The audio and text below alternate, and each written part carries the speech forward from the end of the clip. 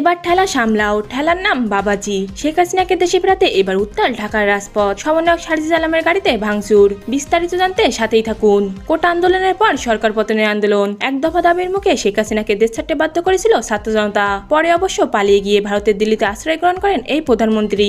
সে সময় সবারই মুখের কথা ছিল দেশ নাকি নতুন করে স্বাধীন হয়েছে। তবে দেশ কতটুকু স্বাধীন হয়েছে তা এক মাস যেতে না যেতেই হারে হারে টের পাচ্ছে দেশের জনগণ। এখন তো দেশের অধিকাংশ জনগণই বলছেন শেখ হাসিনা দেশকে সুন্দরভাবে চালাচ্ছিল। দেশের মানুষ এতদিন সুখে শান্তিতে ছিল।